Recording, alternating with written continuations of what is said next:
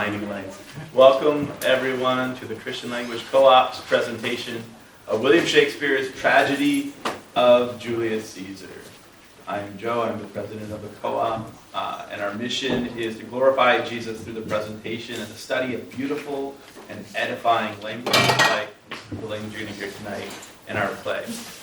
We meet right here at Damascus Road Church every Tuesday for our co-op, and other families, homeschooling families with a similar vision and mission to ours are welcomes. If you know of others who want to be a part of our plays next year, you can let them know. Today's play is special because our very first play we ever performed in 2011 was this very play, Julius Caesar. And at that point we only had 7 actors, and it was performed in our house upstairs on a stage that I built just for our family, and we had about 50 people there. And this year we have 57 actors, and we have 3 plays, elementary, middle school, and high school plays. And the high school play you guys get to see tonight. And I am amazed by the performance of these kids. The level of skill that they're showing is, to me, it seems like more like a college level play than even a high school play. Our t-shirt this year, if you've seen the kids wearing, there's one out there, it says, "Alas, thou hast misconstrued everything," is Titinius's quote to the commanding officer of his forces. And it means that Cassius has misunderstood all the things that he's seen around him, and all the clues around him in the world. And you'll see that same theme played out in 4 different points in the play. At the very beginning of the play, when Marullus and Flavius, who are officers in Pompey's old guard, they think that they're still living under the rules of the old Roman Republic, when in Caesar's Rome, there's a whole new set of rules that they need to operate by. And by their mistake, and by not supporting Caesar, they pay for it with their lives. And then you'll see it also when Brutus, when he is turned against Caesar, his friend, and he thinks that he has the support of the people in the city. In reality, he doesn't realize they don't really care about his philosophical ideals. They only care about their fickle appetites and whoever's going to give them their next handout. And then you'll see it also when Cassius thinks that Brutus's army is destroyed toward the end of the play. And he thinks that Brutus is lost. In reality, Brutus won a victory, and by this mistake, he also pays for it with his life. So all these characters pay for their mistakes with their lives. And it highlights our own position as human beings, making decisions in our lives every day that affect us and our eternal security, and also our day-to-day lives. Like my son, just this week, made his final decision to go to college, his college decision. He decided he's going to go to Patrick Henry College out by Washington, D.C., and if you know Calvin, it's a huge deal. That's going to change his path forever. And so we don't know where those paths are going to take us. It's like Robert Frost's poem, The Road Not Taken. You take one road, and it branches to another one and another one, and you don't know where that end is going to be, and there's not enough information to know that. And as humans, we're limited. And so, but as Christians, we have hope, because Jesus said, "I am the way and the truth and the life." And no one, I'm the way, the truth, and the life. No one comes to the Father except through me. And so we know that if we're on the path with Jesus, that we have security, and that we know where the end is going to go, even if we don't know about every little branch along the way where it's going to take us. And so through all the pains and the triumphs of life, we have security. So you'll see that Jesus, in our play, which is a tragedy, is the solution to tragedy, and the solution is our catharsis. So as these guys come out to perform, I hope that you guys will be patient, and especially at the beginning, we have not cut that much out of the play. This is a much longer, fuller performance of Shakespeare, and so these kids memorize way more. So you have to be more forgiving of these guys than you were of our younger performers, because they've had to memorize even more. And so if a few lines have to be fed from the side, please just sit patiently through that and enjoy. And especially as the play goes on, the language will become more clear. And I'm an announcer in the play, so I'll help to explain some of the more difficult parts as it comes along. So it should be more enjoyable for everyone. Besides the play, we also memorized a sonnet this year, sonnet number 18. Shakespeare wrote 154 sonnets. And so we're going to read, they're all numbered, they didn't have titles, and often they're just known by the first line. So Shall I Compare Thee to a Summer's Day is our sonnet this year. And so I'm going to have them come out, yes they are, so come out on stage. We're going to perform that for you, and then we'll get started with the play.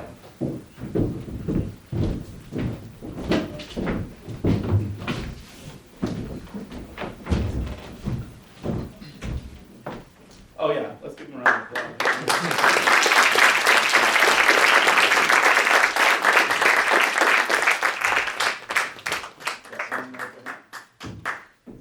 All right, and so if everybody's ready, let's begin. Shall I compare thee to a summer's day? Thou art more lovely and more temperate.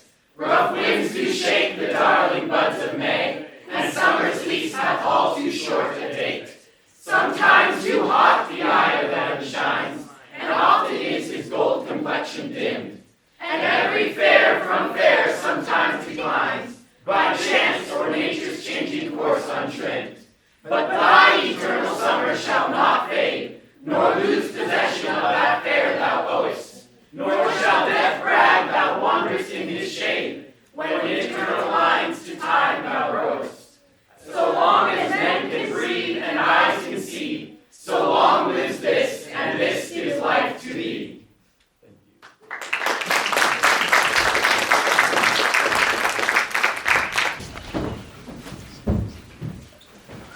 Our story begins in the waning days of the Roman Republic, after a great civil war between the general Gaius Julius Caesar and Gnaeus Pompey. Julius Caesar won a great battle over Pompey and is coming back to Rome as a victor. Today, he is celebrating a parade, which is called a triumph.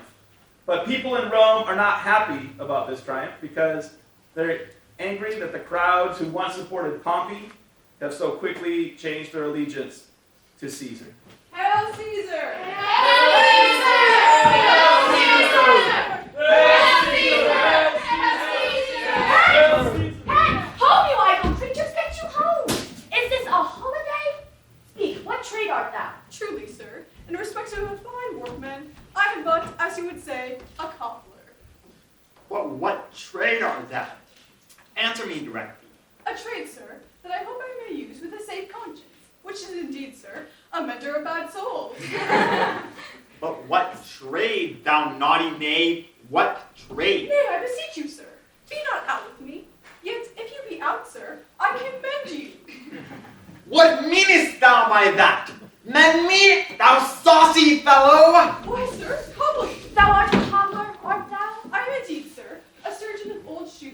When they are in great danger, I recover them, as proper men as ever trod upon neat's leather have gone upon my handiwork. But wherefore art not in thy shop today? Why dost thou lead these men about the streets? Truly, sir, to wear out their shoes, to give myself into more work. But indeed, sir, we make holiday to see Caesar and to rejoice in his triumph. Wherefore rejoice? You blocks, you stones, you worse than such things. Knew you not Pompey? Many a time oft you climb the walls and battlements, to towers and windows, nay, to chimney tops, your infants in your arms, to see great Pompey pass the street. Now do you strew flowers in his way, who comes triumph over Pompey's blood? Be gone! Fall upon your knees, is prey to the gods. Go, go, good countrymen. May that is tongue-tied in thy guiltiness. Go you down this way towards the Capitol. This way will I. Destroy the images as you find them decked with stone. Be gone, thou knave! May we do so? You know it is the Feast of Lupercal. It is no matter. Let no images be hung with Caesar's trophies. These growing feathers plucked from Caesar's wings will make him fly an ordinary pitch.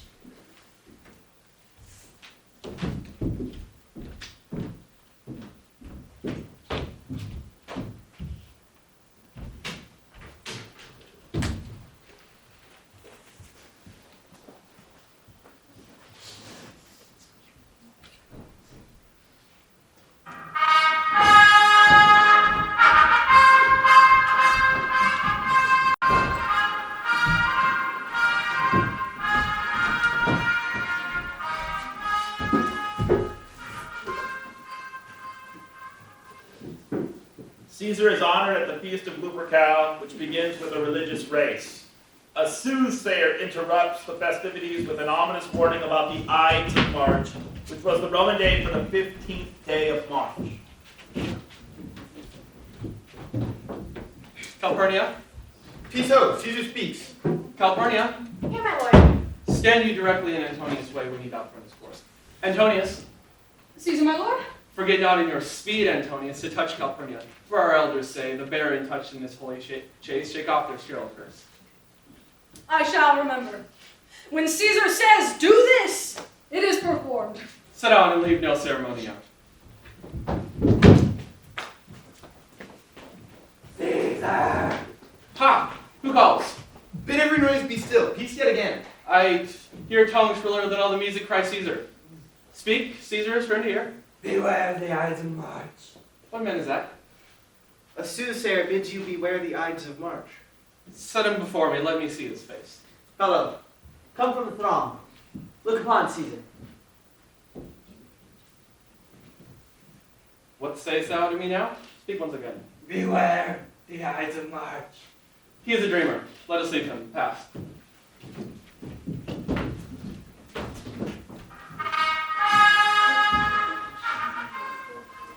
Cassius, a Roman who is already plotting to destroy Caesar, begins a careful conversation with Brutus, a highly regarded nobleman.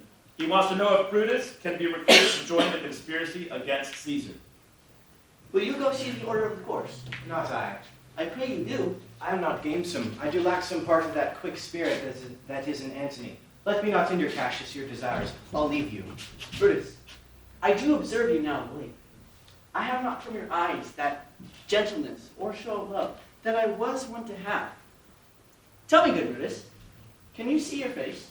No, Cassius, for the eye sees not itself but by reflection. 'Tis just.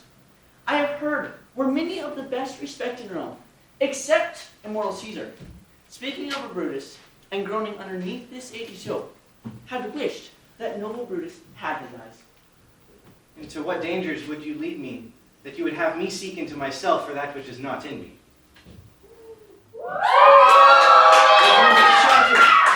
I do fear that people choose Caesar for their king. Aye, do you fear it?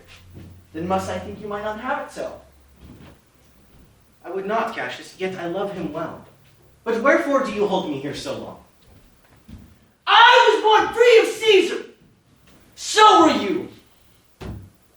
Once upon a raw and gusty day, Caesar said to me, "Darest thou now, Cassius, leap in with me into this angry flood and swim beyond a point?" Upon the word, I plunged in and bade him follow. But ere we could reach the point proposed, Caesar cried out, "Help me, Cassius, or I sink." I, as Aeneas, our great ancestor, did from the flames of Troy, upon his shoulder the old Anchises bear. So from the waves of Tiber did I the tired Caesar. And this man has now become a god. Another general shout. I do fear these applauses are for some new honors that are heaped on Caesar. My man, he doth bestride the narrow world like a colossus. And we petty men walk underneath his huge legs to find ourselves dishonorable graves. Masters, men at sometimes, are masters of their fate. The fault, dear Brutus, is not in our stars, but in ourselves, that we are underlings. Brutus and Caesar, what should be in that Caesar? Why should his name be sounded more than yours? What you have said, I will consider. What you will have to say, I will find time both meet to hear and answer such high things. Till then, my noble friend, chew upon this. Brutus had rather be a villager than to repute himself a son of Rome, under these hard conditions as this time is like to lay upon us. I am glad that my weak words have struck such a show of fire from Brutus. The games are done and Caesar is returning. As they pass by, he'll Casca by the sleeve, and he will, after his sour fashion, tell us what hath proceeded worthy note today. I will do so, but look you, the angry spot doth glow on Caesar's brow. Casca will tell us what the matter is. Antonius, Caesar, my lord? let me have men about me that are fat, sleek-headed men and such as sleep o' nights. Yon Cassius has a lean and hungry look. He thinks too much. Such men are dangerous. Fear him not, Caesar. He is not dangerous. He is a noble Roman, and well given. Would he were fatter, but I fear him not. Yet if my name were liable to fear, I do not know the man I should avoid so soon as that spare Cassius. He's a great observer and looks quite at the deeds of men. He loves no plays, as thou dost, Antony. He hears no music, seldom he smiles, and smiles in such a sort as if he mocked himself. Such men as he be never at heart sees, whilst they behold the greater than themselves, and therefore are they very dangerous. I rather tell thee what is to be feared than what I fear, for always I am Caesar. Come on my right hand for this year's death, and tell me truly without answer.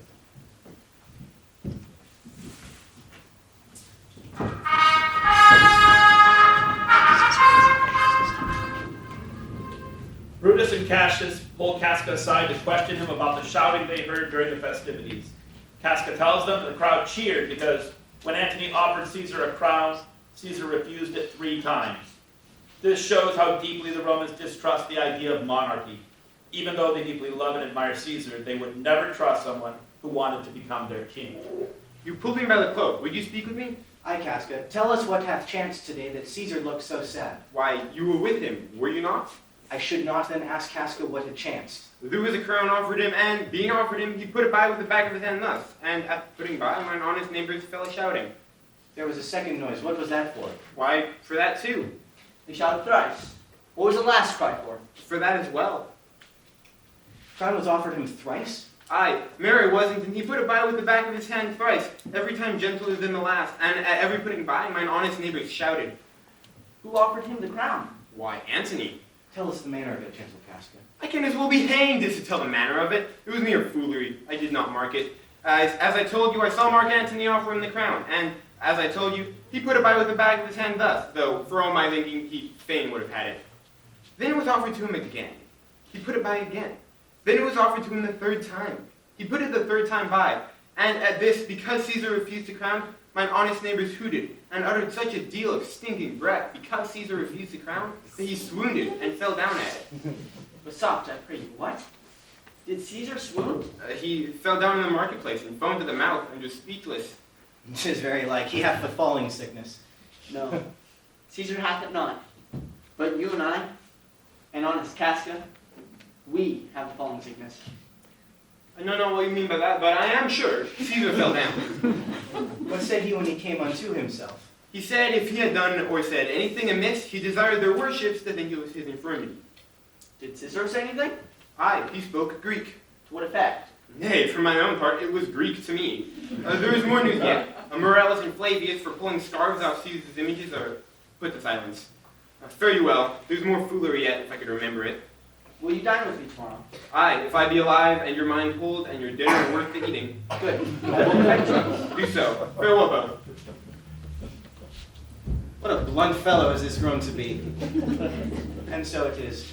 For mine own part, I will leave you. If it please you so much to dine with me, I will wait for you. I will do so. Until then, think of the world. Lo, Brutus, thou art noble. Yet I see thy honorable medal may be wrought in that it is disposed. I will this night, in several hands, as if it came from several citizens, in his window's throw, all tendings to the great opinion that Rome holds of his name.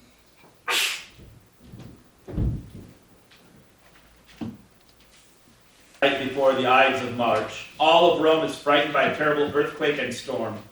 People are talking about strange things that they've seen. Romans believe that strange signs like these foretold important and ominous events. Cassius is gathering his conspirators together to make their final plans.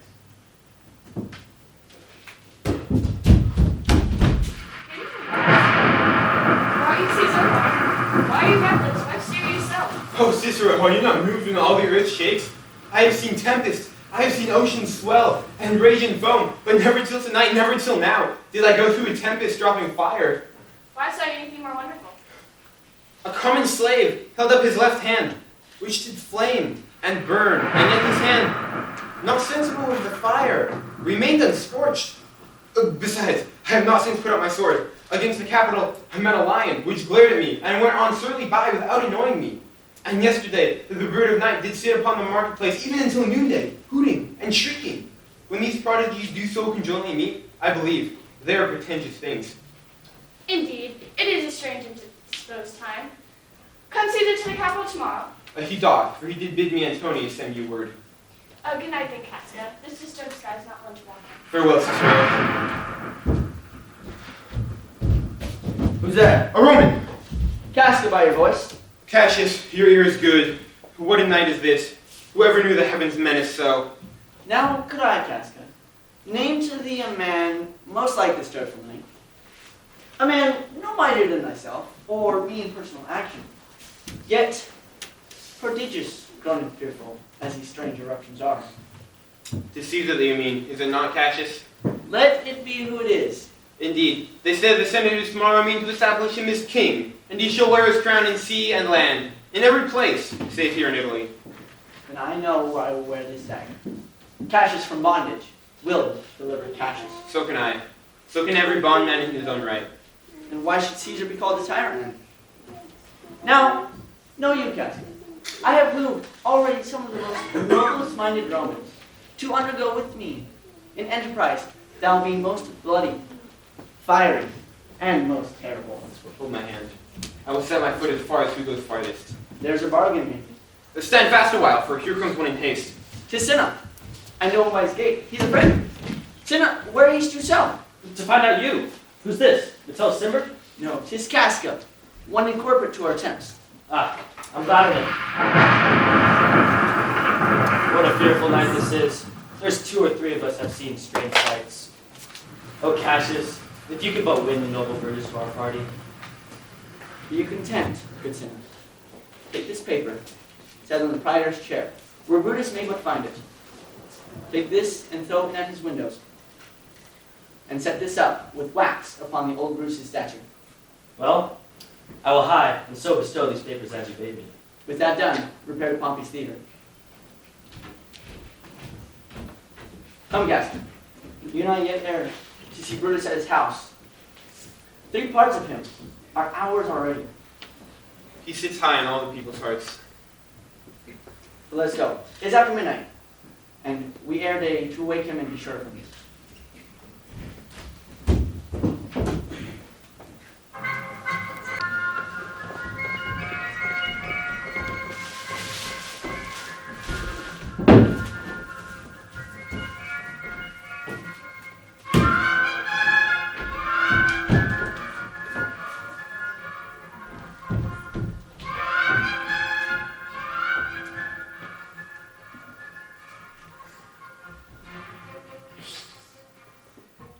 That same night, Brutus paces in his garden, wrestling with whether he should join the conspirators.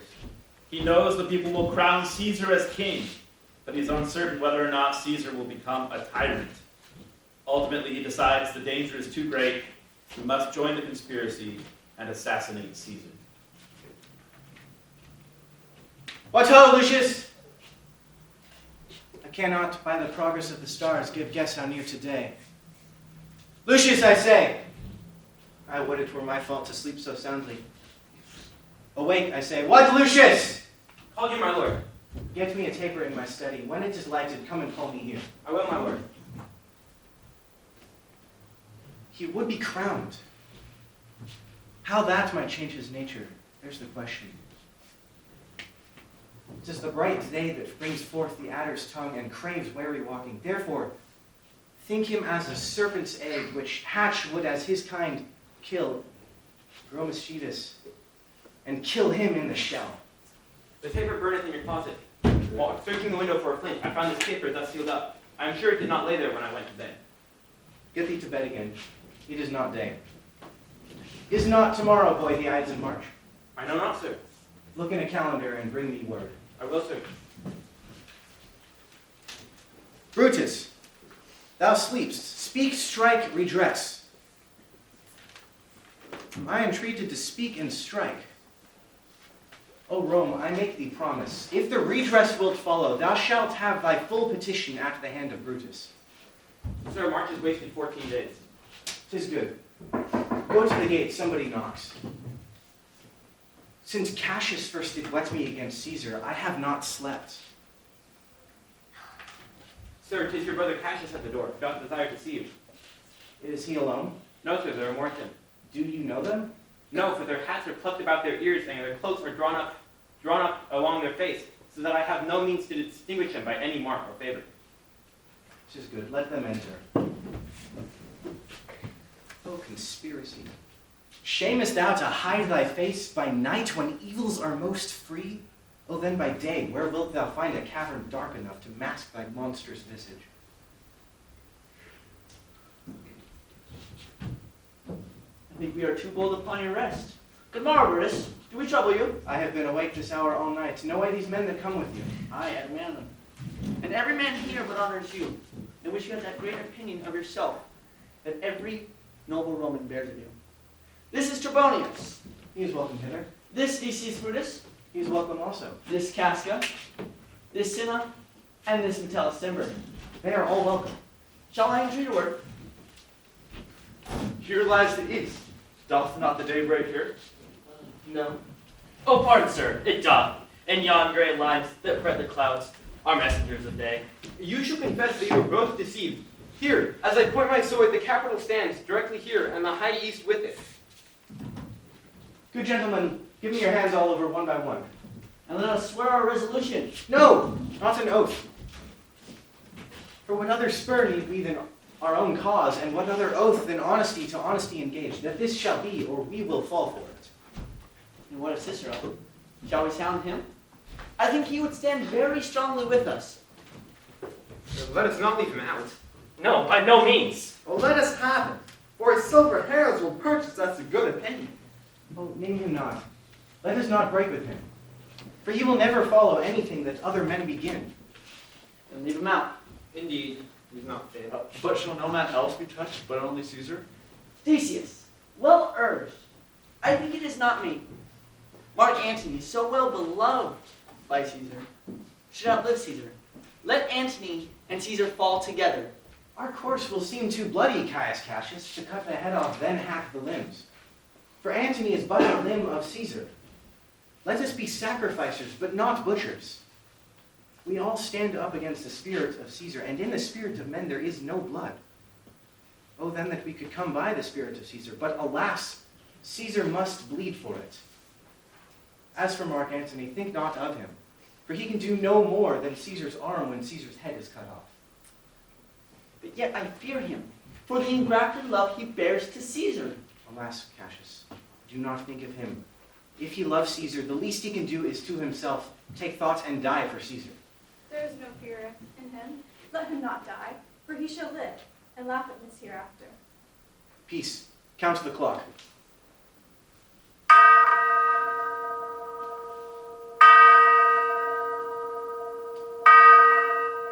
The clock hath stricken 3, 'Tis time to part. but it is unknown yet if Caesar shall come forth today or no, for he is superstitious grown of late. It may be these unapparent prodigies or the unaccustomed terror of the night that'll keep him from the capital today. Never fear that, if he be so resolved, for I can oversway him. For he likes to think that unicorns may be betrayed with trees and men with flatterers. But when I tell him he hates flatterers, he then says he does, then being most flattered. Let me work, for I can give his humor the true bent, and I will bring him to the capital. Nay, we will all be there to fetch him. By the 8th hour, is that the uttermost? Be that the uttermost, and fail not then. The morning comes upon us. Friends, disperse yourselves. Good gentlemen, look fresh and merrily. Let not our looks put on our purposes, but bear it as our Roman actors do, with untired spirits and formal constancy. And so good morrow to every one of you.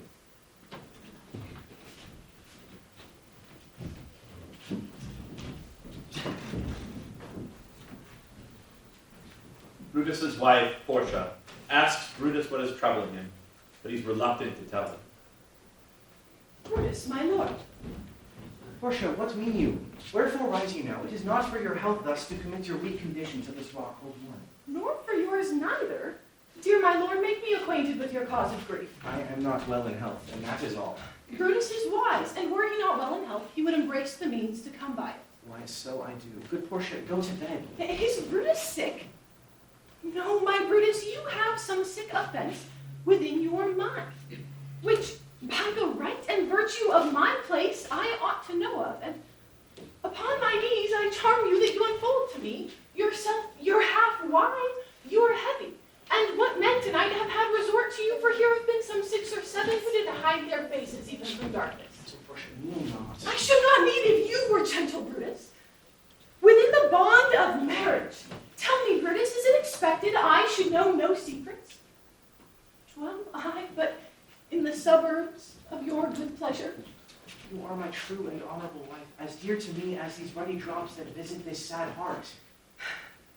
If this were true, then I should know this secret. I grant I am a woman, but withal a woman that Lord Brutus took to wife. I grant I am a woman, but withal a woman well reputed, Cato's daughter. Think you I am no stronger than my sex, being so fathered and so husbanded? Tell me your counsels, I will not disclose them. O ye gods, render me worthy of this noble wife. By and by, thy bosom shall partake the secrets of my heart.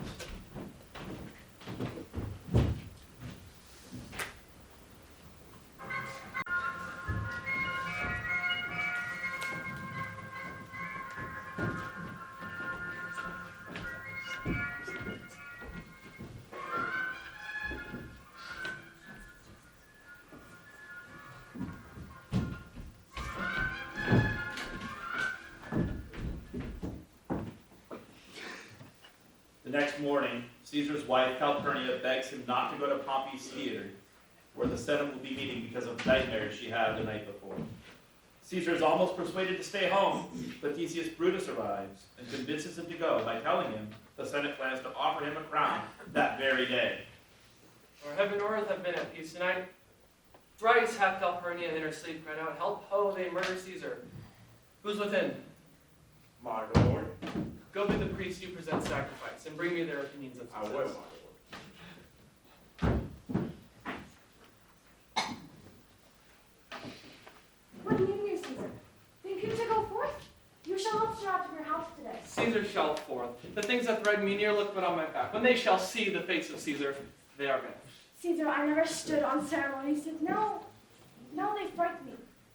There is one within, besides the things that we have heard and seen, recounts most horrid sights seen by the watch. A lioness hath whelped in the streets.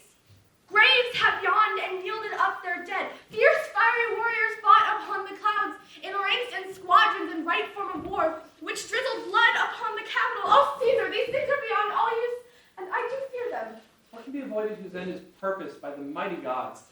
Yet Caesar shall go forth, for these predictions are to the world in general as they are to Caesar. When beggars died, there were no comets seen!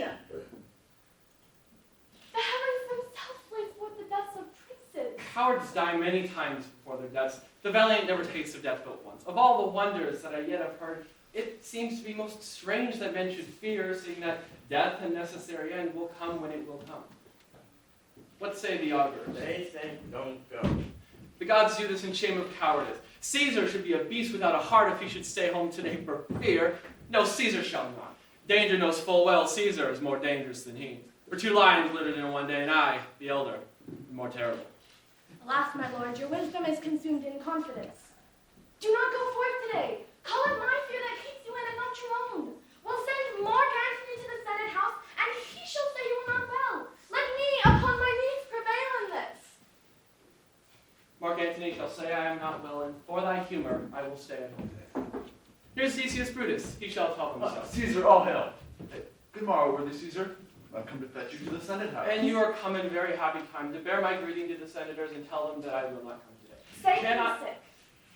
Shall Caesar send a lie? Have I in conquest stretched mine arm so far to be afraid to tell graybeards the truth? Decius, tell them Caesar will not come.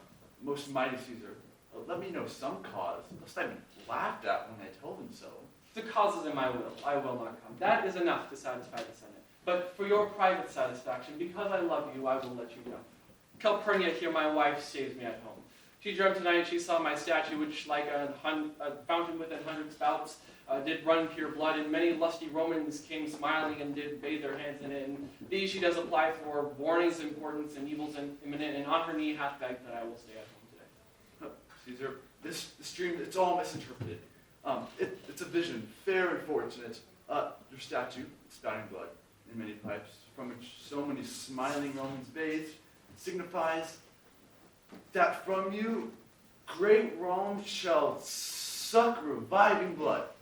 This by Calpurnia's dream is signified. In this way you have well expounded it. I have. You have heard what I can say, and know it now. The Senate hath concluded to give this day a crown to mighty Caesar. If you shall send word you shall not come, their minds may change. Break up the Senate till another day when Caesar's wife meets with better dreams.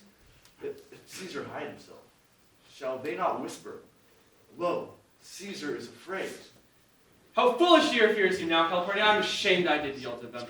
Give me my robe, for I will go. And look, where Brutus has come to fetch me. Good morrow, Brutus. Good morrow, General Casca. What is it o'clock? Caesar, 'tis struck an 8. I thank you for your pains and courtesy. And see, Antony, thou rebels long o' nights, is notwithstanding up. Good morrow, Antony. So too, most noble Caesar. Bid them prepare within. I am to blame to be thus waited for. Now, Cinna. Trebonius. Now, Metellus. Be near me that I may remember you. Caesar, I will. And so near will I be, that your best friends show which I am. Good friends, go in and taste some wine with me, and we, like friends, will straightway go together.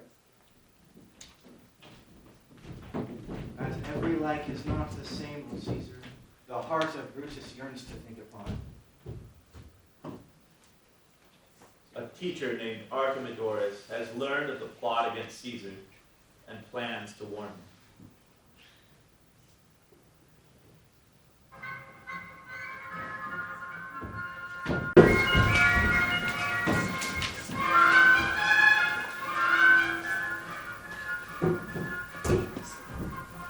Caesar, beware of Brutus. Take heed of Cassius. Come not near Casca. Have an eye to Cinna. Trust not Trebonius. Mark well Metellus Cimber.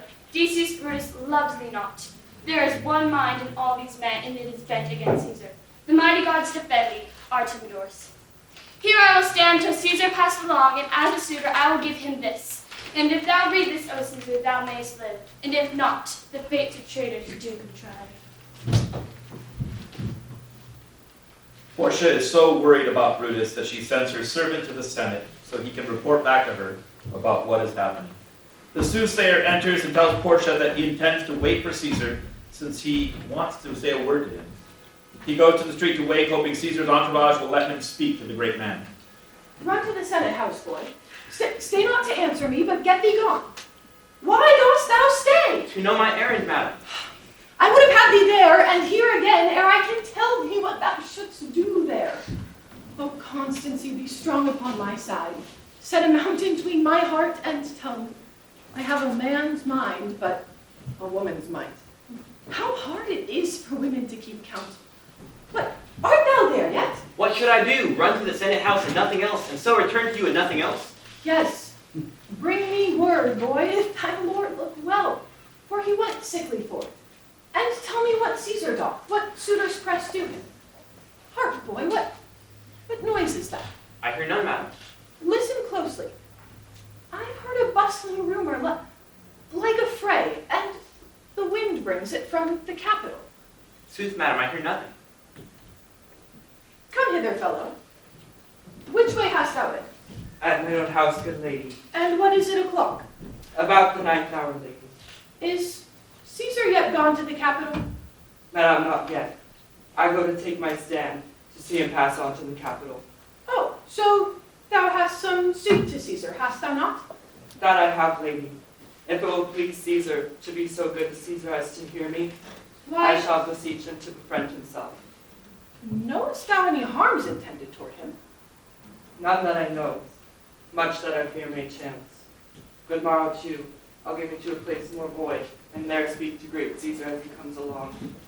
Oh, Brutus, the heavens speed thee in thine enterprise. Oh, I grow faint. Run, Lucius, and commend me to my lord. Come to me again, and bring me word what he doth say to thee.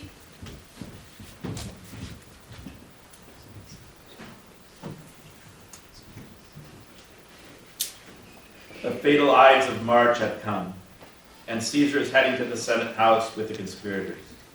Artemidorus and the soothsayer try to warn him of the danger ahead, but he will not listen. Before they can act, the conspirators know they must get Mark Antony out of the way, so they have Trebonius lead him aside. As Metellus Cimber begs that his brother be pardoned, the conspirators finally take action.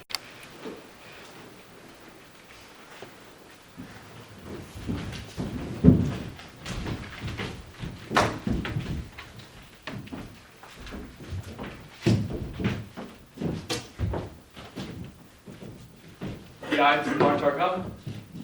I, Caesar. But not gone. Hail Caesar, read this schedule. Trebonius doth desire you to overread at your best leisure. This is humble suit. Read mine first. O Caesar, for mine says suit thou touch Caesar near. What- Read it. What touches us ourselves shall be last, sir. Delay not, Caesar. Read it instantly. What is Read it instantly. What is the fellow mad? Give place. What? Urge you your petitions in the streets? Come to the capital. I wish your enterprise they may thrive. What enterprise, Papilius? Fare you well.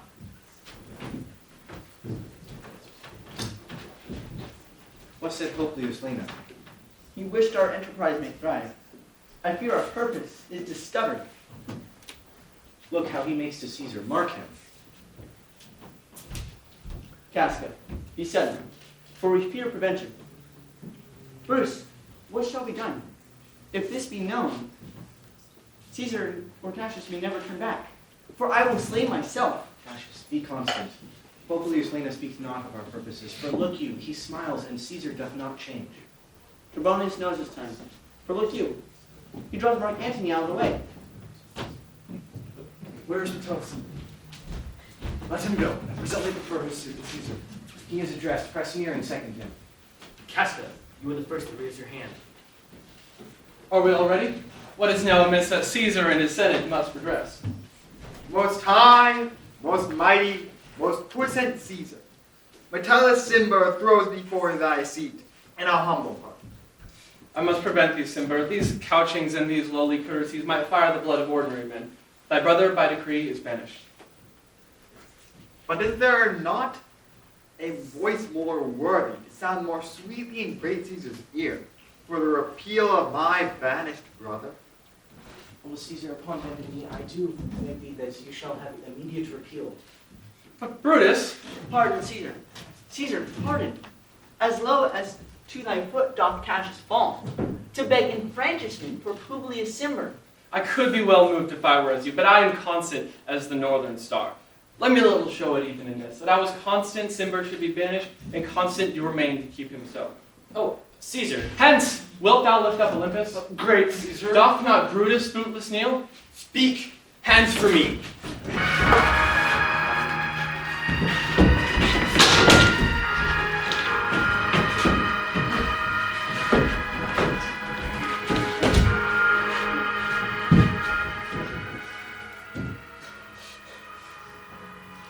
Atubute. Then false.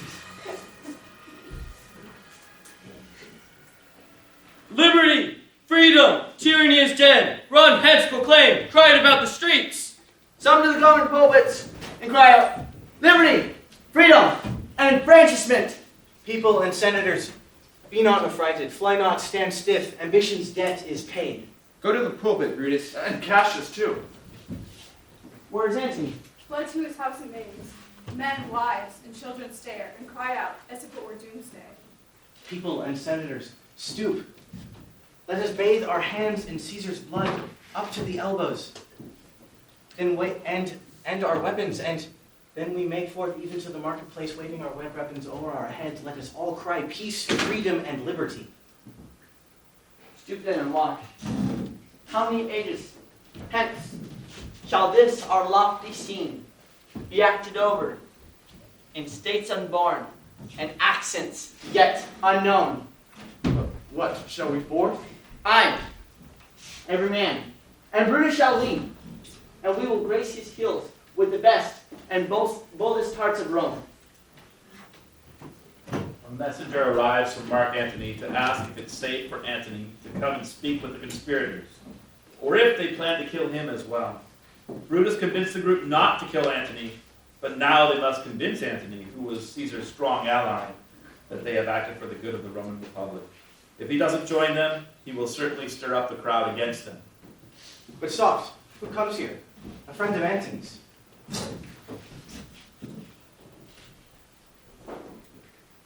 Thus, Brutus, if my master bid me kneel.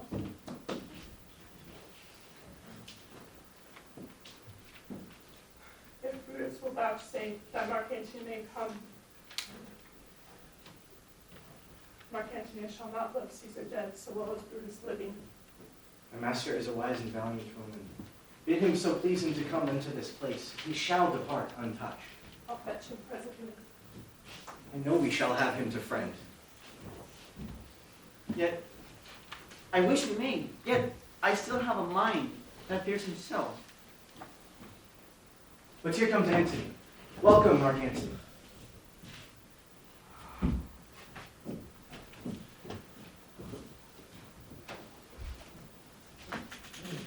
Almighty Caesar, dost thou lie so low? Are all thy conquests, glories, triumphs, spoils shrunk to this little measure? Fare thee well.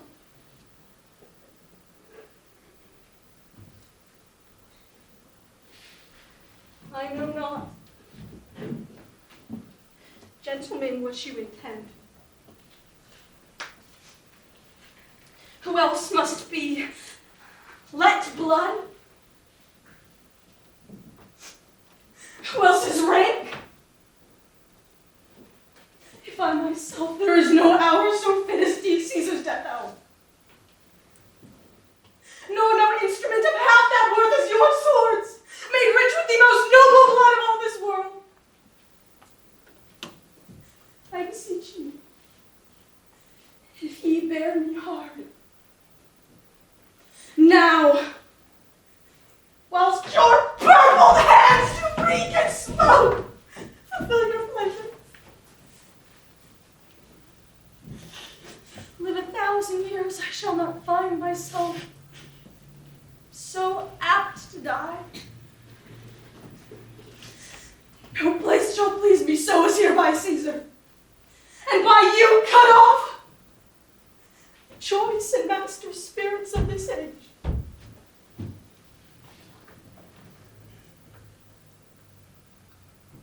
Antony, beg not your death of us. Though see you this vicious deed, and our hands, yet see you not our hearts. They are pitiful. And pity to the general wrong of Rome hath done this deed on Caesar. As fire drives out fire, so pity.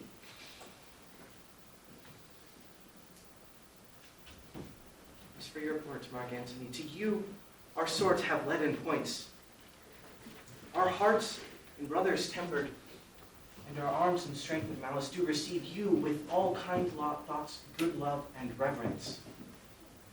Your voice will be as strong as any man's in the disposing of new dignities. Only let us appease the multitude, besides themselves with fear, and then we shall deliver you the cause why I, that did love Caesar, when I struck him, have thus proceeded. I doubt not of your wisdom. Let each man render me his bloody hand. Marcus Brutus, do I shake with you?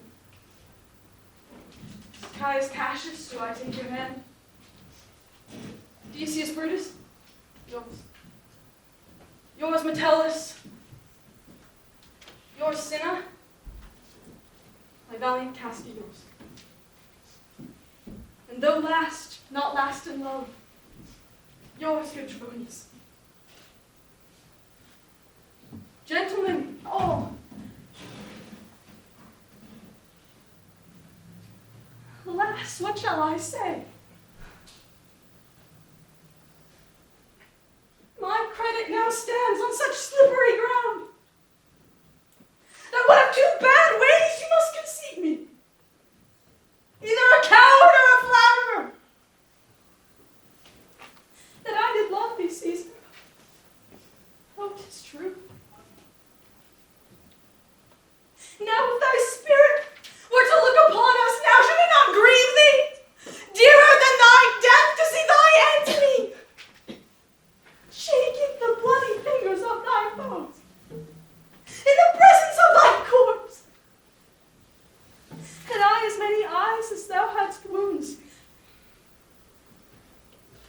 weeping as fast as they stream forth thy blood,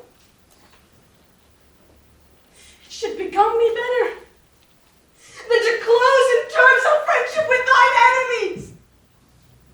Pardon me, Julius. Who wast thou bade, brave heart? Or didst thou fall? O world, thou wast a forest to this heart, and this the heart of thee. Oh, like a deer strucken by many princes dost thou here lie. Mark Antony, Pardon me, Caius Cassius. The enemies of Caesar shall say this, and so in a friend it is cold modesty. I blame you not for praising Caesar so. But will you be pricked in number of our friends? Or shall we forth and not depend on you? Therefore I took your hands. I was indeed swayed from the point by looking down on Caesar. Friends am I with you all, and love you all upon this hope that you shall give me reasons. Why? And wherein Caesar was dangerous.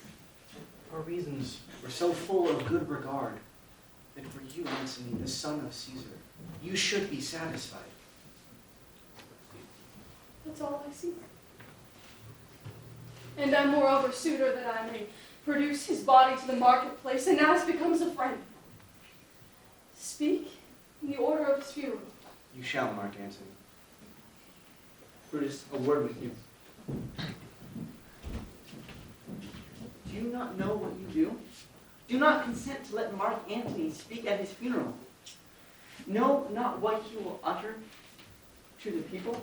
By your pardon, I will myself into the pulpit first. When Antony speaks, I shall protest he does so by our permission, and that we shall have all true lawful rights and privileges of his burial. It shall advantage more than do us wrong. I know not what may come. I like it not. Antony, here take you Caesar's body. In your funeral speech, do not blame us, but speak all good you can devise of Caesar. And say you do it by our permission. Be it so. I do desire no more. Prepare the body then and follow us.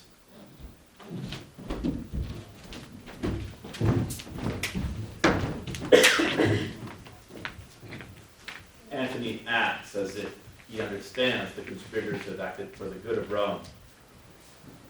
But now he shows that he will get vengeance for his friend.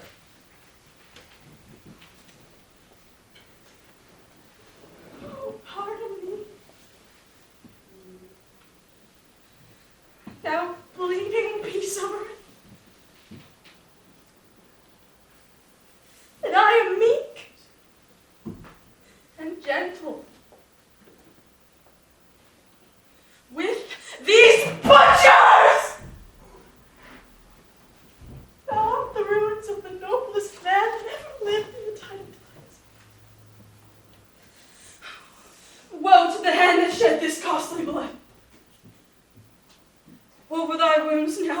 prophesy. A curse shall light upon the limbs of men. Domestic fury shall cumber all the ports of Italy. Blood and destruction shall be so in use, and dreadful objects so familiar that mothers shall but smile when they see their infants quartered with the hands of war. Oh, pity choked with custom of fell deeds, and Caesar's spirit raging for revenge, with Ate by his side come hot from hell. And in these confines, with a monarch's voice, cry havoc, and let slip the dogs of war.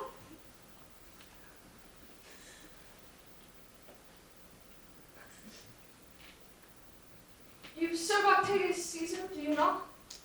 I do, Martin. Caesar did right for him to come to Rome. He did receive his letters and is coming. He bids me to say to you by word of mouth. Oh, Caesar. Thy heart is big. Get thee apart and weep.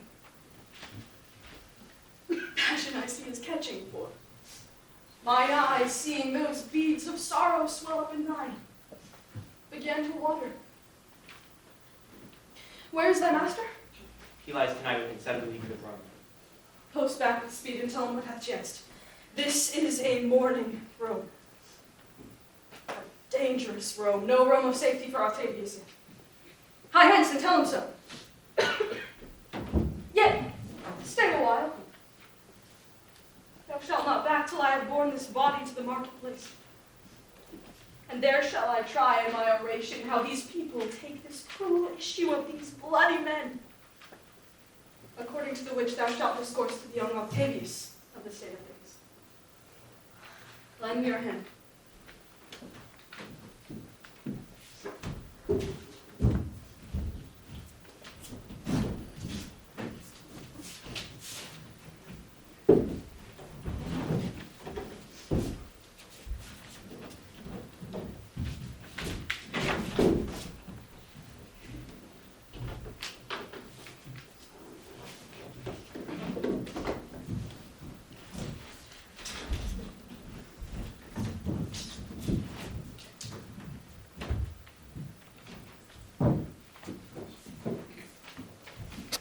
Now Brutus addresses the crowd, assuring them that he did not kill Caesar out of a lack of love for him, but because his love for Rome outweighed his love of a single man.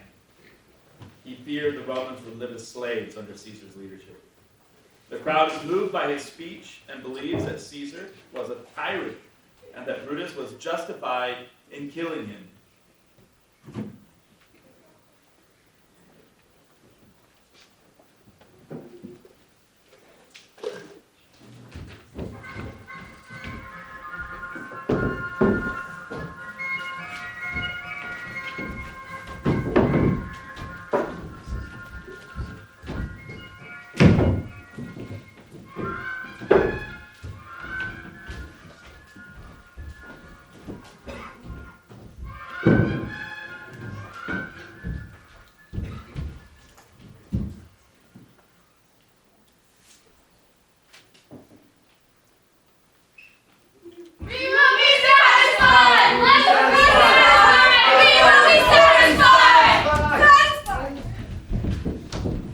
Follow me and give me audience, friends.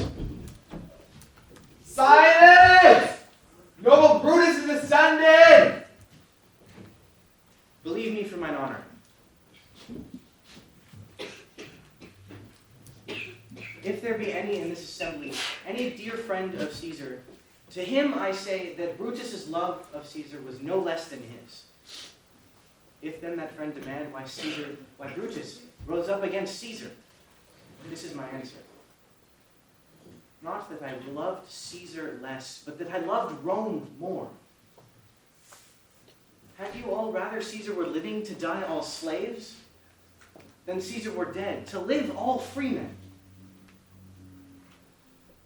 As Caesar loved me, I weep for him.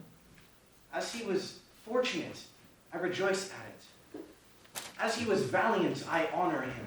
But as he was ambitious, I slew him. there is tears for his love, joy for his fortune, honor for his valor, and death for his ambition. Who among you would be so base as would be a bondman? If any, speak for him I have offended. Who among you would be so rude as would not be a Roman? If any, speak for him I have offended. Who among you would be so vile that would not love his country? If any, speak for him I have offended. I pause for a reply. Then none have I offended. I have done no more to Caesar than you shall do to Brutus. Here comes the body, mourned by Mark Antony, who though he had no hand in his death, shall receive the full benefit of it, a place in the commonwealth, as which of you shall not. With this I depart. That as I slew my best friend for the good of Rome, I have that same dagger for myself, should it please my country to need my death. Live! I will bring him with triumph home into his house. Even the statue with its ancestors. Let him be Caesar! Caesar's better parts shall be crowned in Brutus. I will bring him to his house with shouts and clamors. Good countrymen, Peace, Brutus speaks. good countrymen, stay here a while and grace the speeches of Mark Antony's tending to Caesar's glories, which Mark Antony, by our permission, is allowed to make. I say, I pray you not a man depart, save I alone, till Mark Antony have spoke. With Brutus's permission, Antony steps up to the podium. He begins by claiming that he's not trying to disprove Brutus's words, but is only here to honor his friend Caesar in death. He ends, however, by reminding the crowd of Caesar's nobility and generosity toward them, which turns them into an angry mob that sets fire to the city and runs the conspirators out of town. Peace! Ho! Let's hear Mark Antony. For Brutus' sake, I am beholden to you.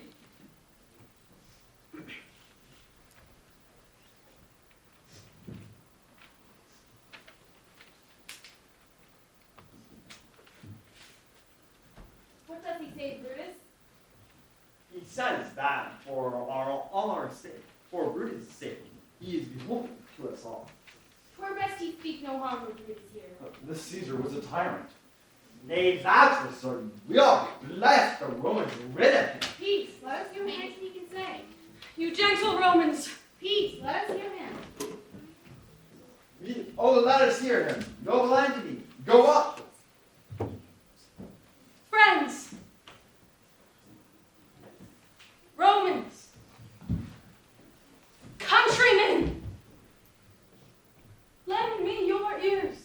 I come to bury Caesar, not to praise him. The evil that men do lives after them. The good is often interred with their bones. So let it be with Caesar. The noble Brutus hath told you that Caesar was ambitious. And if it were so, it were a grievous fault. And grievously hath Caesar answered. Under leave of Brutus and the rest, for Brutus is an honorable man, so are they all honorable men. Come I to speak at Caesar's funeral.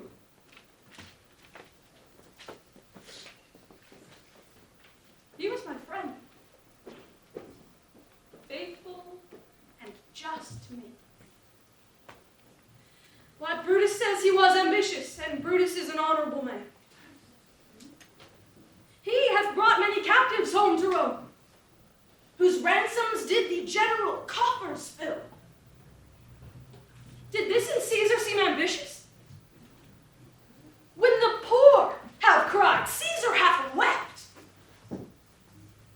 Ambition should be made of sterner stuff. But Brutus says he was ambitious, and Brutus is an honorable man.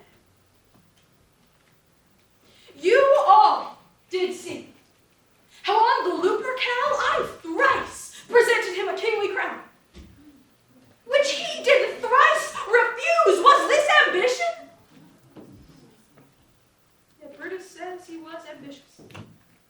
sure, he is an honorable man.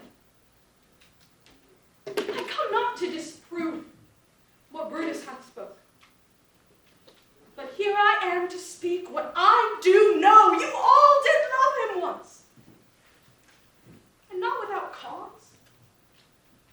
What cause withholds you then to mourn for him? Oh, judgment, thou art fled to brutish beasts, and men have lost their reason. Bear with me. My heart is in the coffin there with Caesar, and I must pause until it comes back to me. Methinks there was much reason in his saying. If thou consider rightly of the matter, Caesar has had great wrong. Has he masters? I fear there'll come a worse in his place. Marquis, his words, he would not take the crown, just for he was not ambitious.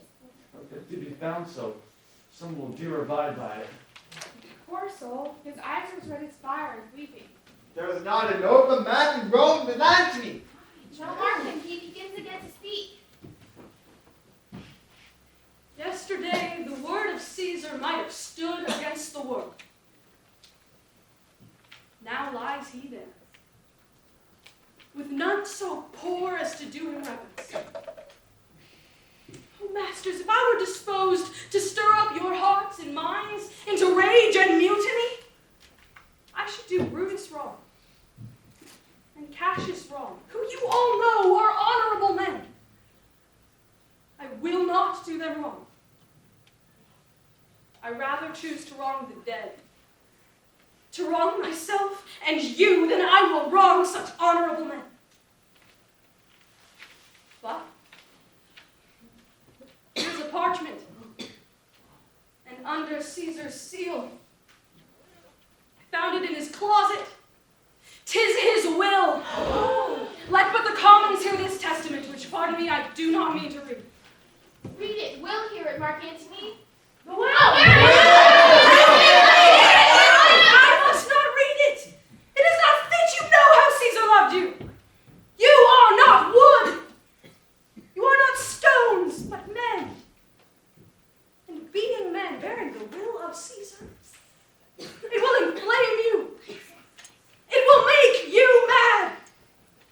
'Tis good you know not that you are his heirs. Read it, Or if you should, oh, what will come?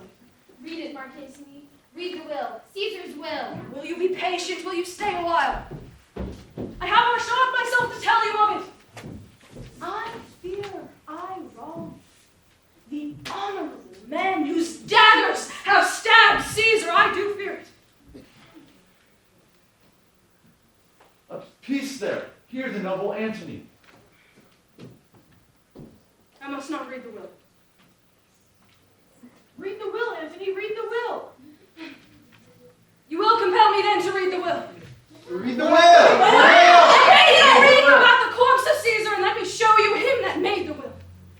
Shall I descend, and will you give me leave? Come down! Have me! A ring, stand down. Stand from the hearse. Stand from the body. Room for Antony, most noble Antony. Neighbors, not so upon me, stand far off.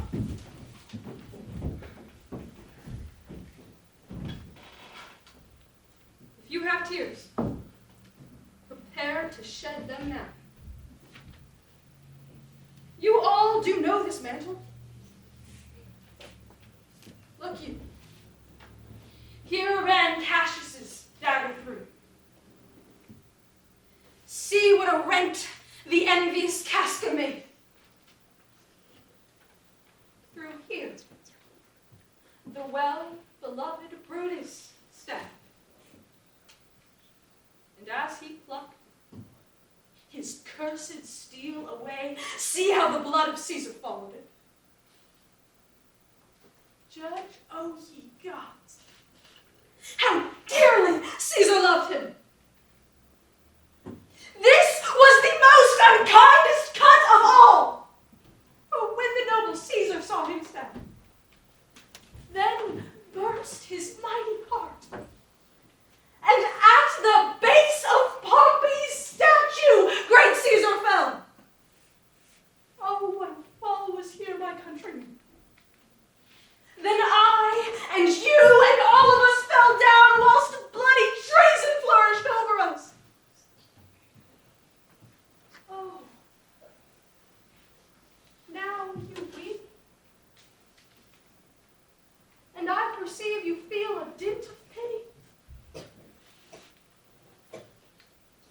gracious drops. What kind souls weep you when you but behold the vesture of our sweet Caesar wounded? Look you, here is himself, marred as you see with traitors. Oh, piteous spectacle! Oh, noble Caesar! Oh, woeful day! Oh, traitors, villains! Oh, most bloody sight! We will be revenged!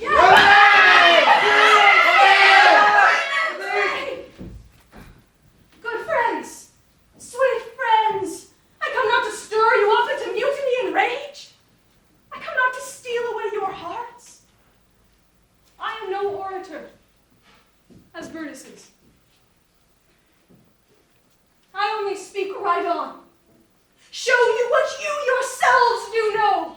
Show you sweet Caesar's wounds, poor dumb mouths, and bid them speak for me. But were I Brutus, and Brutus Antony, there were an Antony, would ruffle up your spirits and put a tongue in every wound of Caesar, should move the stones of Rome to rise and mutiny. Countrymen, you hear me speak. Good friends, you go to do you know not what. You have forgot the will I told you of. Do the will. Here's the will. And under Caesar's seal, to every Roman citizen he gives, to every several man, 75 drachmas! Oh, noble Caesar, your revenge is dead. Oh, royal Caesar! Yet hear me with patience.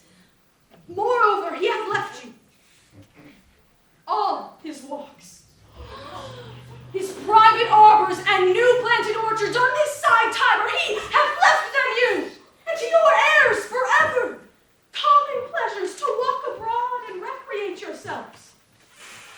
Here was a Caesar. When comes such another?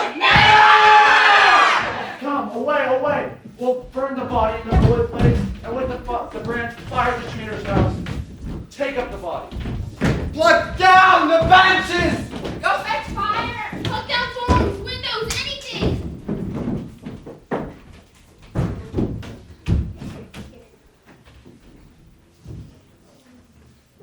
Mischief thou art afoot.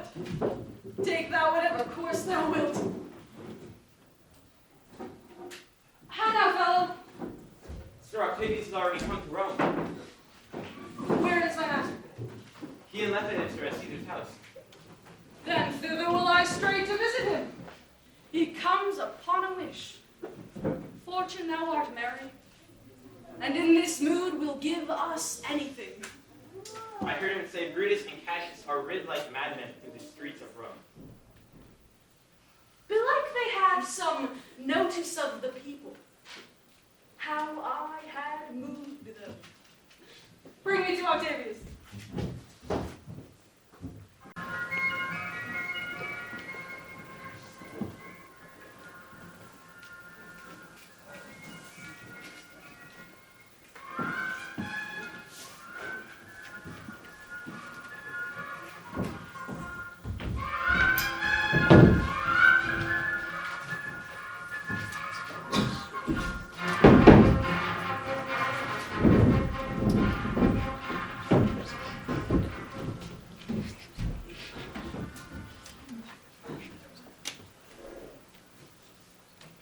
Antony meets Octavius and Lepidus at his house.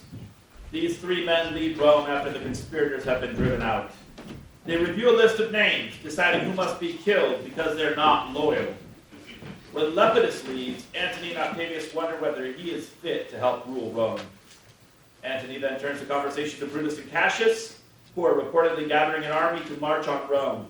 Octavius and Antony will confront them in their bid for power. These many then shall die. Their names are pricked. Your brother too must die. Sent you, Lepidus. I do consent. Upon condition that Publius shall not live. Who is your sister's son, Mark Antony? He shall not live. Look, with a spot I damn him. But go you, Publius, to Caesar's house and fetch the will hither, and there shall we determine how to cut off some charge and legacies. What, will I find you here? Or here, or at the Capitol.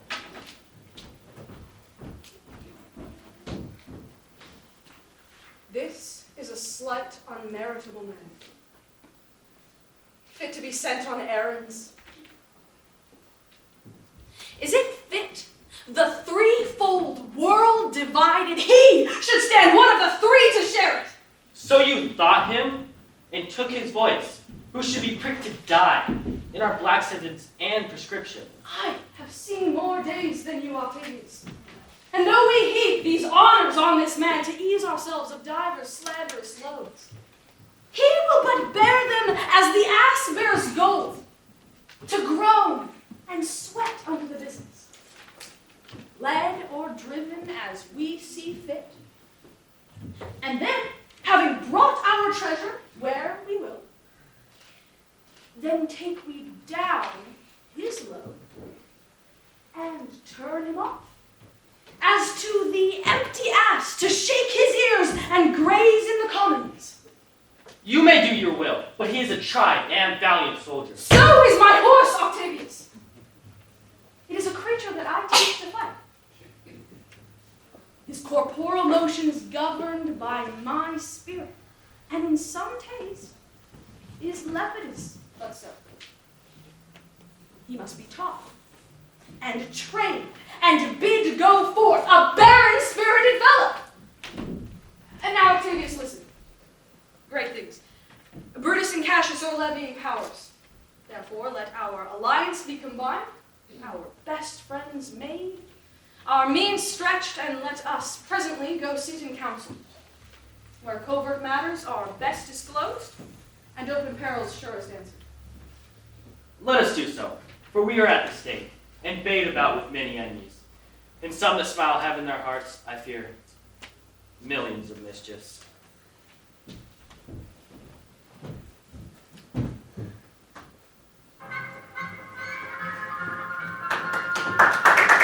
Near the city of Sardis in Turkey, Cassius arrives with his army and accuses Brutus of having taken bribes. Brutus responds by accusing Cassius of having taken bribes himself. A heated argument follows, but by the end, the two forgive one another. Brutus admits that he's devastated over the news that his wife Portia is dead.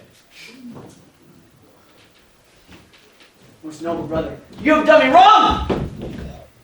Cassius, be content. Speak your grief softly. I do know you will. Before the eyes of both our armies here, do not wrangle. Bid them move away. Centaurs, bid our commanders move off little from this ground. Lucilius, you do the like. Let Lucius and Titinius guard our gates. That you have wronged me, doth appear this. You have condemned and noted Lucius Pella for taking bribes, wherein my letters, praying on his side, were slighted off. You wronged yourself to write in such a case. You yourself are much condemned to have an itching palm to sell and mart your offices for gold. I am itching palm? If you be Brutus, or by the gods, this speech were else your last. Remember March. The Ides of March, remember. Did not Julius bleed for justice's sake? I had rather be a dog and bathe the moon than such a Roman. Brutus, bring me not! I will not endure it.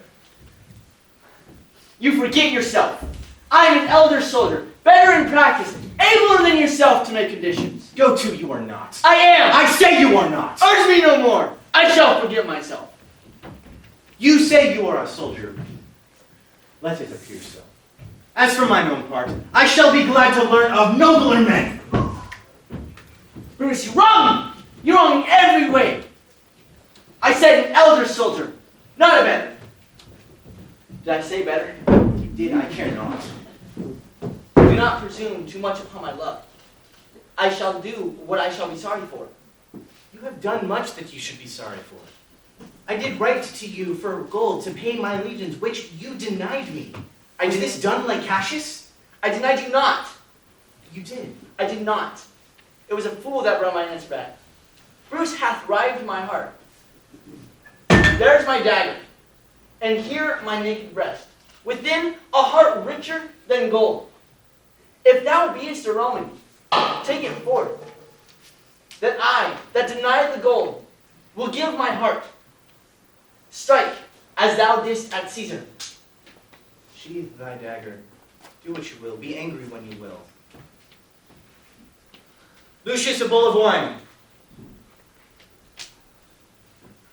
Could not believe that you could have gotten so angry. Cassius, I am sick with many griefs. Portia is dead. Portia, Yes, dead. upon what escaped when I crossed you so. Oh, insupportable and touching loss. Upon what sickness. Impatience of my absence, with this she fell distract, and her attendants being absent, swallowed fire. And died so. Even so. The immortal gods. And speak no more of this. Give me a bowl of wine. With this I bury all unkindness. Come in, Titinius. The officer Messala brings news from Rome. Octavius, Antony, and Lepidus have put 100 senators to death. Now they're on the march with their soldiers toward Brutus and Cassius' position in Turkey. Cassius thinks they should wait to meet Octavius and Antony at Sardis, but Brutus insists they march to meet them at Philippi in Greece instead. Welcome, good Messala. Now sit me close about this taper here, and call in question our necessities. Portia, art thou gone? No more, I pray you. I have here received letters that young Octavius and Mark Antony do come down upon us with a mighty force, bending their expedition toward Philippi. Myself have letters of the self-same tenor, With what addition? that by prescription and bills of outlay, Octavius, Antony, and Lepidus have put to death 100 senators. Therein our letters do not agree. Mine speak of 70 senators that died by their prescription, Cicero being one. Cicero won. Cicero is dead, and by that order of prescription. What think you of marching to Philippi presently? I think it not good. Your reason? Is this, that the enemy seek us, so that he wastes his means, wearies his soldiers, doing himself event, whilst we, lying still, are full of defense, rest, and nimbleness. Good reasons must of force give place to better. The people twixt Philippi and this place have grudged us much contribution. The enemy marching along by them shall make a fuller number up, from which advantage we shall cut them off, if at Philippi we do meet them, these people at our back. Hear me, good brother. Upon your pardon. Our legions are brimful, our cause is ripe. The enemy increaseth every day. There is a tide in the affairs of men, which taken at the flood, leads on to fortune. Omitted, all the voyage of their life is bound in shallows and in miseries. On such a full sea are we now afloat. Well then, with your leave, we will forth and meet them at Philippi. The deep of night has crept upon our talk. Is there no more to say? No more. Tomorrow we rise, and hence. Farewell, Titinius. Farewell, good Messala. Noble Cassius. Good night and good repose. Good night, my lord. Good night, good brother. Good night, Lord Brutus. Farewell, everyone.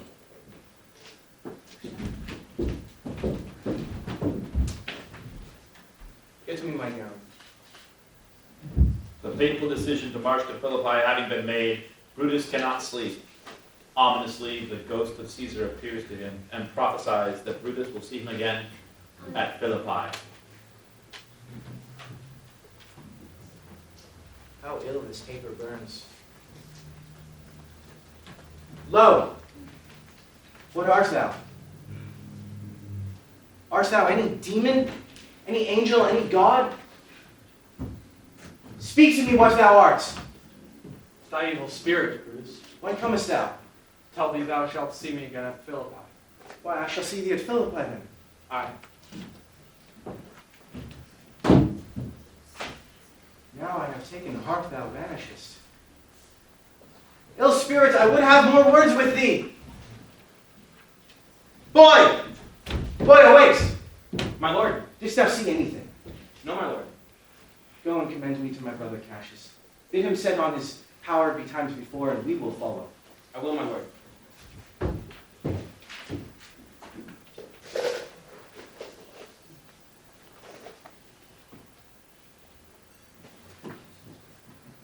Brutus 100 miles to meet Octavius and Antony on the plains of Philippi, halfway between Sardis and Rome, where the four generals exchange insults before the battle begins. Octavius draws his sword and swears that Caesar's death will be avenged.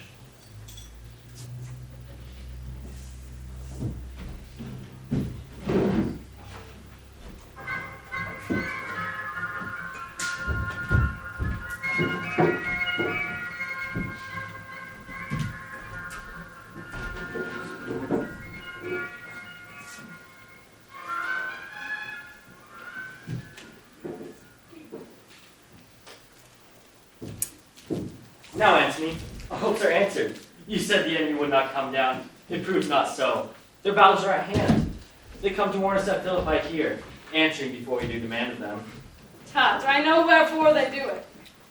They come down with fearful bravery, thinking that in this space to fasten in our thoughts that they have courage. 'Tis not so. Prepare you, generals. The enemy sign of battle is hung out. Octavius, lead your battle softly on the left hand of the even field. Upon the right hand, I, keep thou the left. Why do you cross me in this exigent? I do not cross you, but I will do so.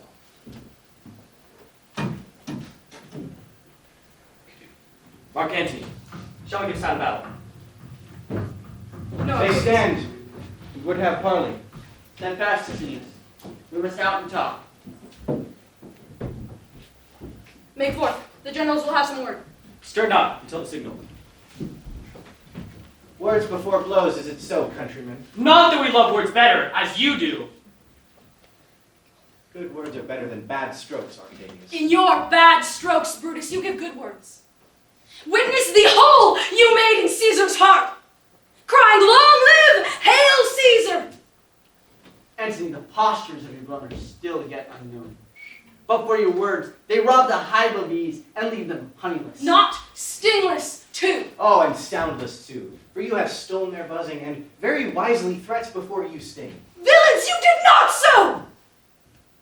When your daggers hacked one another in the sides of Caesar, you showed your teeth like apes, and fawned like hounds and bowed like bondmen, kissing Caesar's feet, whilst damned Casca, like a cur from behind, struck Caesar on the neck. Oh, you flatterers! Flatterers! Now, Brutus, think yourself that this tongue had not offended so today, if Cassius might have ruled it. Look, I draw swords against conspirators. When think you that the sword goes up again? Never, till Caesar's 23 wounds be well avenged. Come, Antony, away. Defiant traitors, hurl away in your teeth. If you dare fight today, come to the field.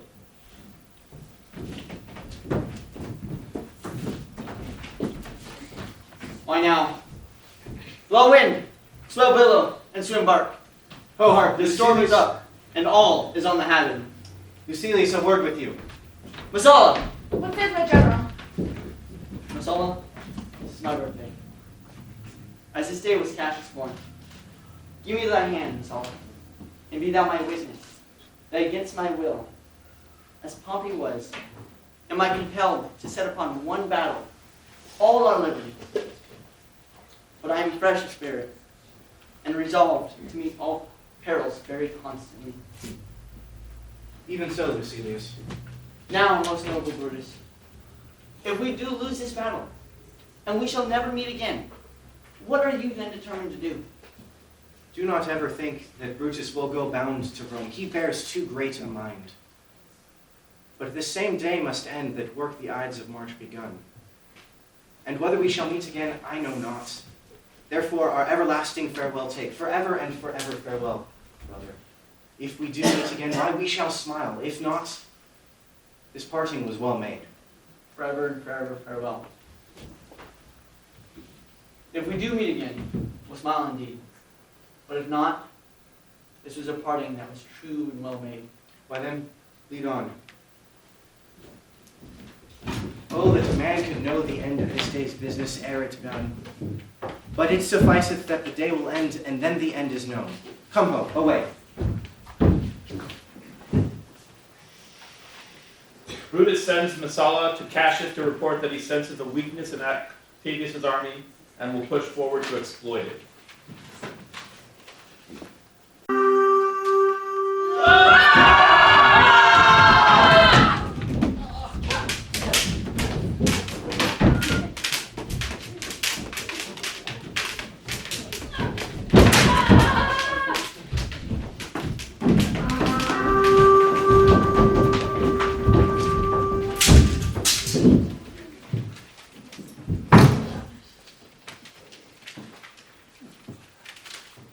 Ride, Messala! Give these until the legions on the other side. Let them set on at once, for I perceive but cold demeanor in Octavius' wings, and sudden push gives them the overthrow. Ride, Messala! Let them all come down!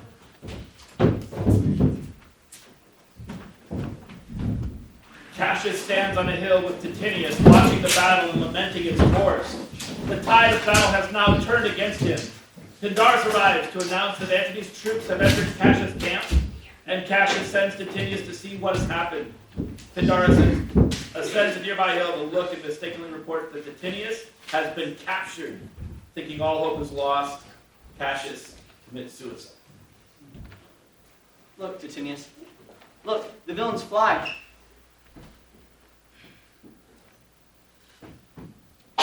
Oh, Cassius, Brutus gave the word too early. His soldiers fell to spoil, whilst we by Antony are all enclosed.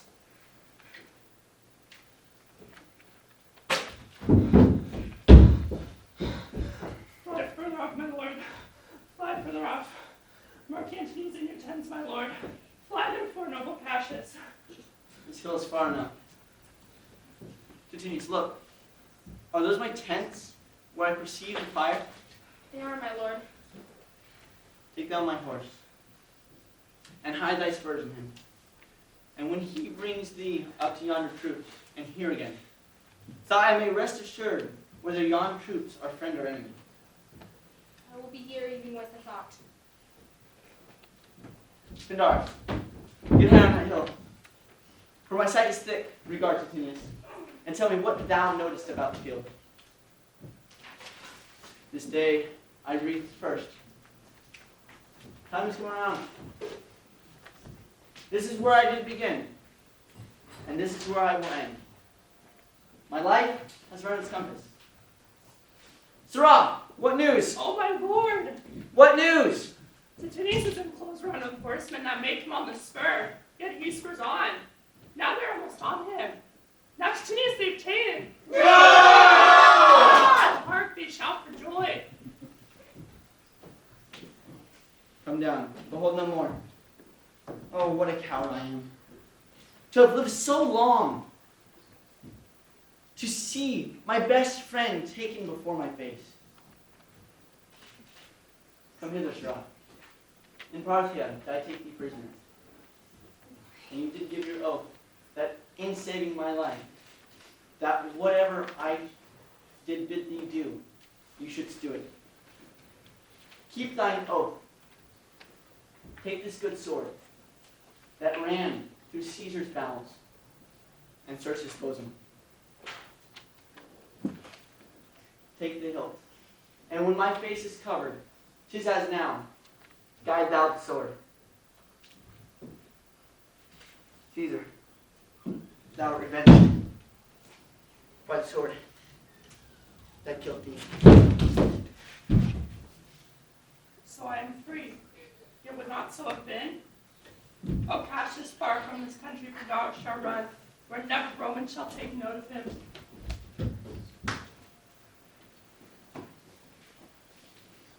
Titinius and Messala return with good news. The troops that met Titinius were Brutus' troops, who brought word that Brutus had defeated Octavius. But it is too late for Cassius. It is but change, Titinius, for Octavius is overthrown by noble Brutus' power, as Cassius' legions are by Antony. These tidings will well come for Cassius. Where did you leave him? I'll disconsolate with Pindarus his bondman on this hill. Is not that he that lies upon the ground? He lies not like the living. Oh, my heart, is not that he? No, this was he, Messala. Cassius is no more. The sun of Rome is set. Our day is gone. Mistrust of my success hath done this deed. O hateful heir, why dost thou show the apt thoughts of men the things that are not? O heir soon conceived, thou never comest unto a happy birth, but killest the mother that engendered thee. Pindarus? What, Pindarus? Where art thou, Pindarus? Seek him, Titinius, whilst I go meet the noble Brutus, thrusting this report into his ear. Hie you, Messala, and I will seek for Pindarus a while. Why didst thou send me forth, great Cassius? Did I not meet thy friends? Didst thou not hear their shouts? Alas, thou hast misconstrued everything. By your leave, gods, this was a Roman's part. Come, Cassius' sword, and find Titinius' heart. Where, Messala, doth the body lie? Lo yonder, and Titinius mourning it. Titinius' face is upward. He's slain. Oh, Julius Caesar, thou art mighty yet. Thy spirit walks abroad and turns our swords in our own proper entrails. Last of all the Romans, fare thee well. Friends, I do owe more tears to this dead man than you shall see me pay. I shall find time, Cassius, I shall find time. Come, 'tis 3 o'clock, and ere night we shall try fortune in a second fight.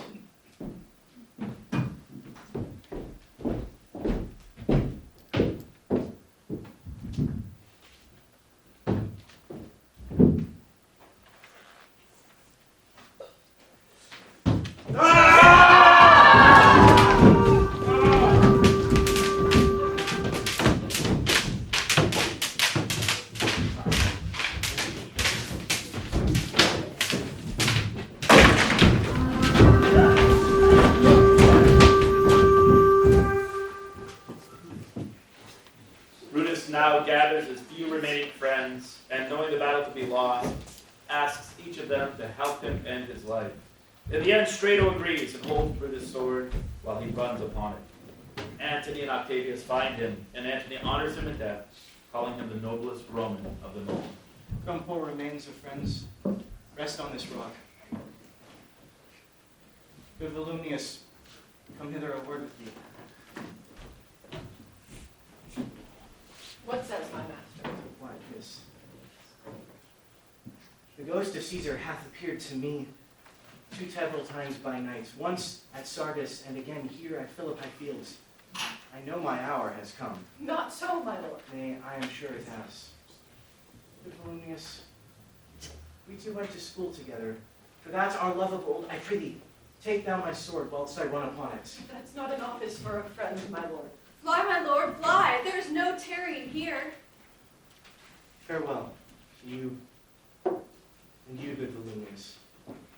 But Strato, I've slept this whole time. Farewell to you too, Strato. Countrymen, I shall have more honor and more glory by this losing day than Antony and Octavius shall have by their vile victory. So hence, farewell. Night hanged heavy upon my eyes. My bones would rest, that did but labor to obtain this hour. Fly, fly, fly! Fly, my lord, fly. Hence, I will follow. Strato, prithee, stay there by thy lord a while. Thou art a fellow of some good respect. Thy life hath had some smattering of honor in it. Therefore, Strato, take thou my sword whilst I run upon it as you turn away your face. Wilt thou, Strato? Give me your hand first. Farewell, my lord. Farewell, good Strato.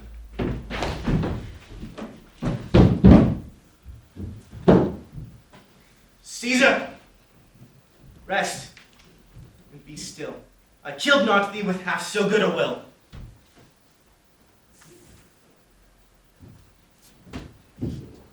What man is that? then. Dreidel, where is thy master? Free from the bondage that you were in, Sala. The conquerors can make but wood of him now. How died my master, Dreidel? I held his sword and he did run upon it. This was the noblest Roman of them all. All other conspirators, save only he, did that they did in envy of great Caesar. He only, in an honest thought and general good for all, made one of them. His life was gentle and the elements so mixed in him that all of nature might stand up and cry to all the world, this was a man. According to his virtue, let us use him. With all respects and rites of burial, within my tent tonight his bones will lie. Most like a soldier, ordered honorably. So call the field to rest, and let's away, depart the glories of this happy day.